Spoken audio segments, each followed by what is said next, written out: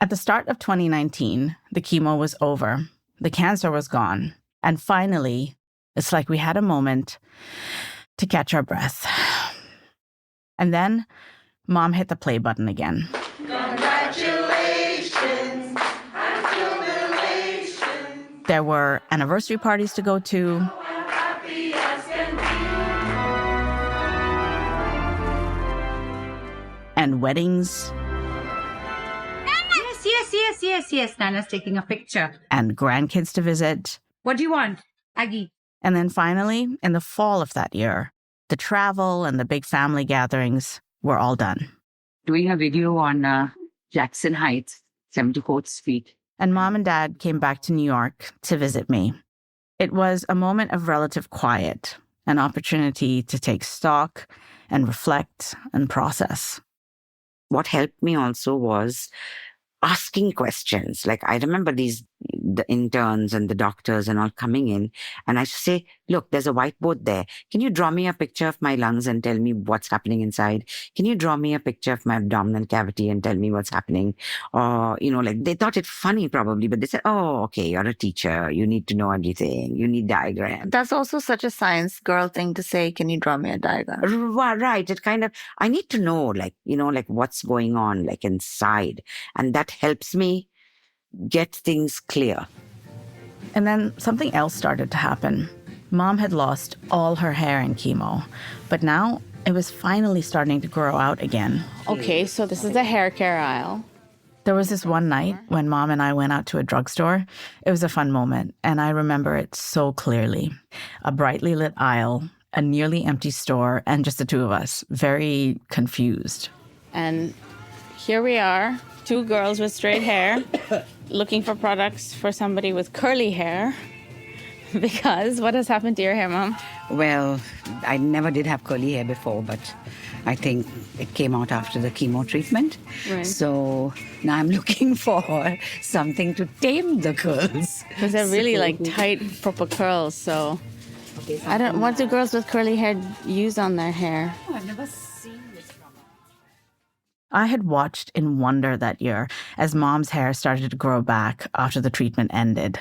It was so thick and almost aggressively curly, which freaked us both out. Yes, so I've never had frizzy hair all my life. And I'm very happy and grateful that I've got frizzy hair, but I need to control the curls. Here, frizzies. Found something. Okay, styling leaves a flawless, shiny finish. We never used to have frizzy straight hair, right? Yeah, no, none of us do. And I hope we don't.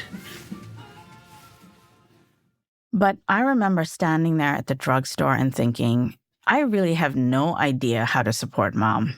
I was not equipped to pick a product for curly hair, and I was not equipped to help her recover from cancer. I was trying to support by making this podcast, sort of, but look, not really, because it was just hard. I was mostly just feeling helpless and trying not to think about it, unless I absolutely had to. Mom would often say things like, family was what kept her going. But family? We were in rough shape. This is Overlooked, a podcast about ovarian cancer. I'm Golda Arthur, and you're listening to me and my mom, Teresa.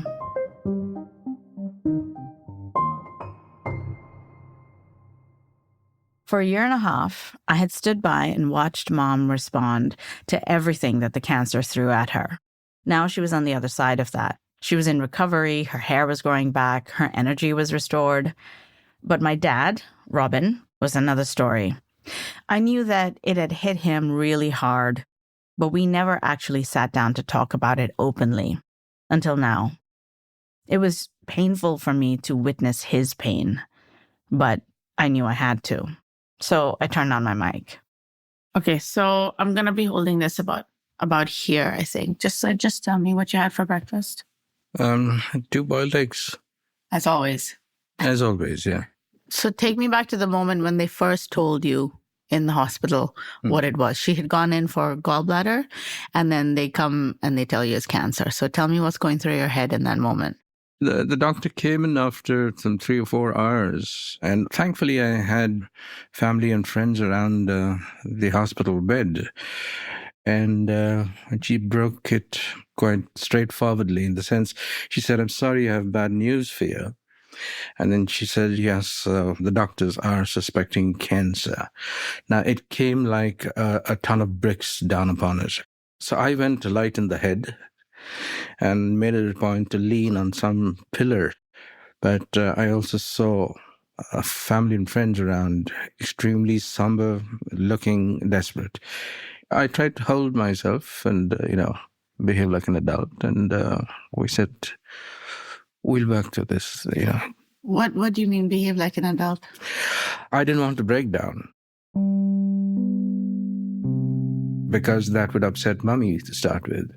But when all of them had left the room and it was later in the night, that when I went there to her, I broke down. The two of us. Mummy choked for a while. And then she said, no, Robin, it's only you I'm thinking about. And, of course, the children. No, but I couldn't control myself. Every time I went to the washroom, even prior to that, I was breaking down in the washroom.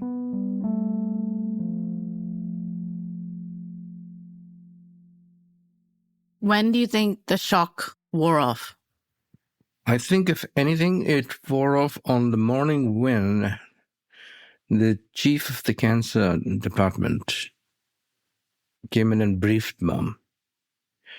And he said, yeah, you're in stage 3, he says. There's no question about that. But it's the most treatable of cancers. And very frankly, after those 6 chemo sessions and surgical procedure, he says most people get into remission. That said everything to me and brought a sense of comfort. That brought hope. Of course, in between, hope came along all the while. On the pews of churches we went to, we clung on to a statement from a young priest who said, what is faith? Faith is trust and submission. So I clung on to that, and there was comfort coming in from there. And then, of course, there's family all around, our children. When I, for example, said to you, is there life after Mum? There isn't probably life after Mum. And you kept saying, no, but Dad, we're there for you. So we're coming up to the 1-year anniversary of Mom being in remission officially. And so at some point later this year, you'll be looking back on this year. You'll be looking back on last year.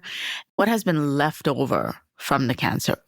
It's been a good one because Mom's spent this year traveling so much, and at no time was there any sense that she's being troubled by symptoms. And so overall, it was a good year, a hopeful year. Almost forgot about it. Yeah. But you never quite forget. But you never quite, yeah. No, not quite. We were all still processing everything that had happened in our own ways. Cancer had just punched my family in the face, and we had only just started to tend to our bloody noses. Dad couldn't even say the word cancer. He referred to it as it, capital, or the C word. But he seemed to be holding it together somehow. Me? Sure, I was holding it together. I focused on my new job at a big podcasting company, my kids who were turning into teenagers, a move into a new apartment, a husband whose job took him to another city. In fact, anything else but this goddamn cancer. Because it was still hard for me to look directly at it, to face how close we had come to losing Mum. I thought I was doing okay and dealing with it all. Until one morning in the fall of 2019.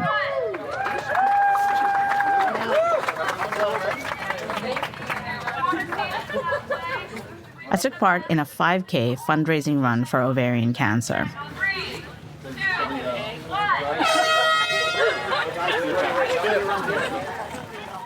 It was called the Teal Run, and it was held in Prospect Park in Brooklyn. I ran alongside hundreds of people on a bright, warm fall day. Okay, this is me. I'm running for the first time in 2 years. I don't generally do runs with hundreds of other people. And I'm here. I'm here for Mom.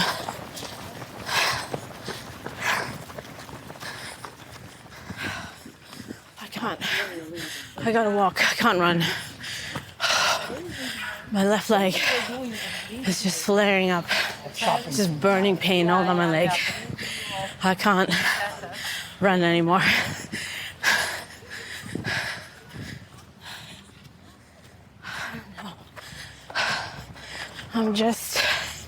I don't know why I'm crying.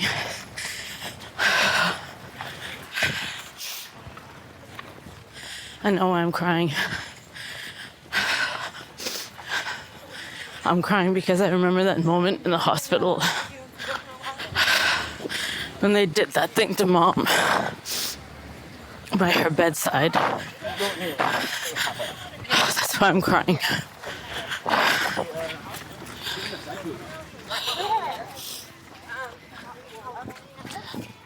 I can see the finish line inside. Oh, fuck. I'm gonna tell you how long it's taken me to run a 5K race.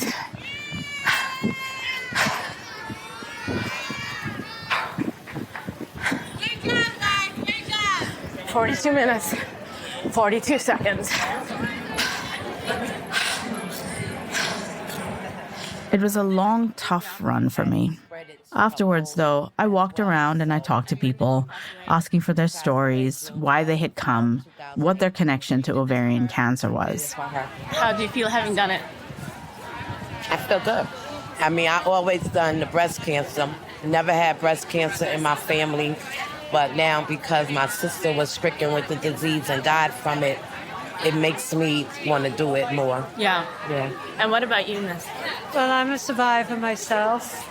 I was one of the lucky ones, but also because a friend of mine was recently diagnosed and she's not so lucky. So I'm here for her too, because we got to support each other. Yeah.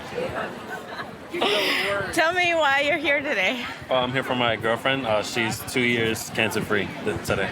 And is she here today? Yeah, she's right there. Hi. You're the girlfriend. Yeah, it's for me, actually. Yeah. I'm the survivor. Congratulations. Thank you. Okay, who else wants to tell me Mark. why you're here? Go ahead, Mark. Go on. Mark. I'm here to celebrate my sister. She's 2 years free of cancer. I feel very blessed and happy, and it brings us all together, so it's a great feeling. Yeah. Good for you. I found it comforting to be around people who had walked in my shoes, some who were ahead of me in this journey. Everyone struggling to find their own way to grieve a loss or celebrate a life or just sit with this somehow. And it was meaningful that the folks I talked to also didn't know enough about this disease, also believed it to be overlooked somehow. In fact, the run itself was an attempt to change the conversation about this disease. That's coming up after the break.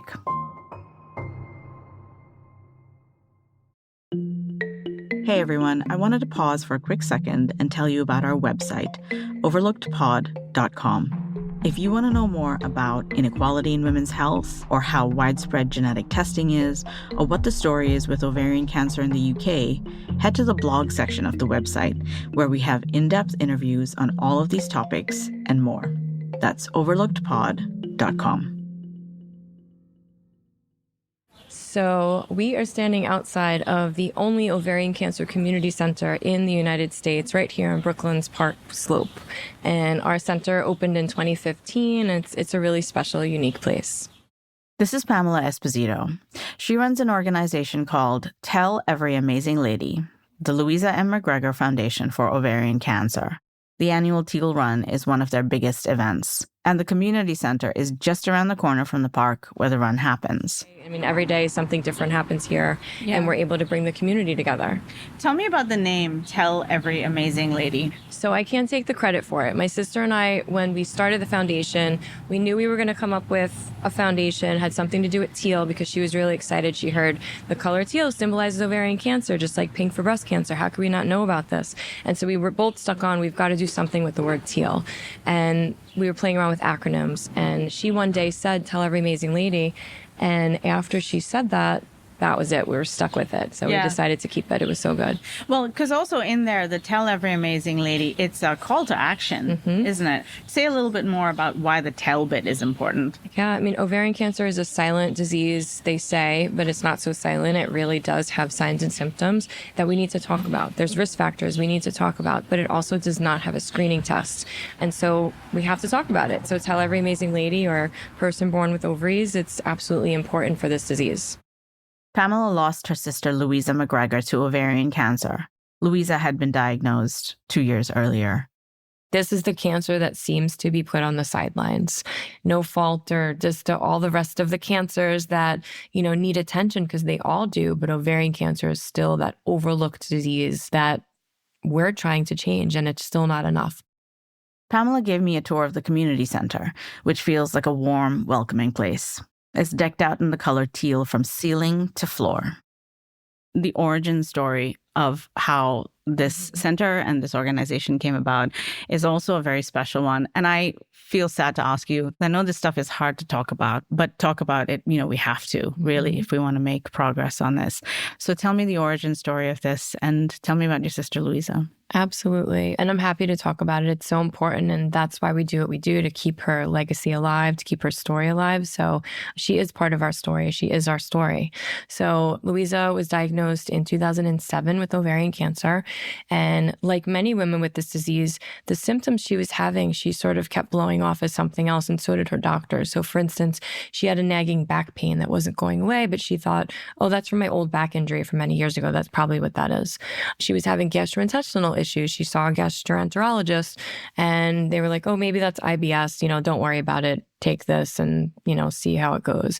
It wasn't going away. She was gaining weight. She couldn't finish her food on her plate like she normally would. She was getting full. And now it's, oh, I probably have IBS or something like that. Then she had pelvic pain and abdominal pain and she had endometriosis. So, oh, it must be the endometriosis. There was always a reason for it. But that's the trick with this disease. It's so vague.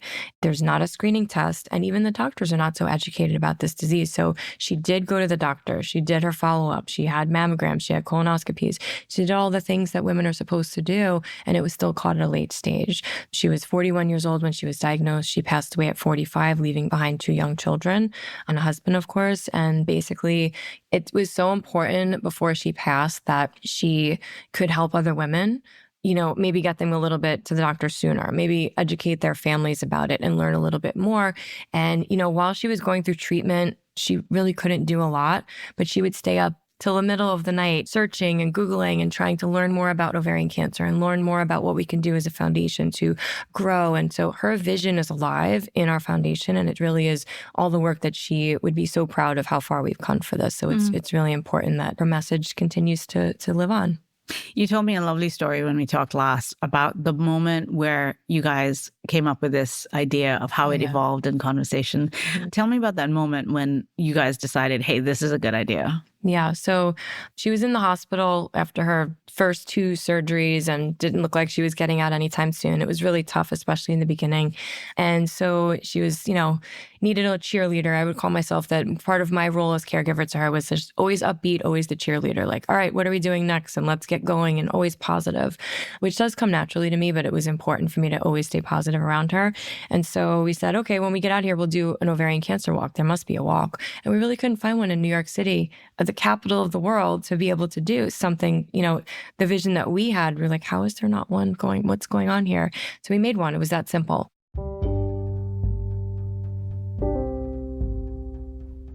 I showed up, say, a couple of days later at her bedside with the permit application to fill out for us to have this in Prospect Park. And she was like, wow, you move quick. Okay, let's do this. So we were both just determined to attend a cancer walk that was specific for this disease in a place where we grew up. And we were just, I guess, we're those kind of people, just to kind of take something negative and make it positive. And from there, that's when we just had people contacting us from everywhere. Now we were like, okay, we need some help. What are we going to do? And the more people heard about it, okay, I'll help you with garbage bags. I'll help you with, I'll sponsor the event, and I'm going to bring my family of 10. And I mean, it was just incredible, the outpouring of help and support from the community, and a community of people who were touched by this disease as well.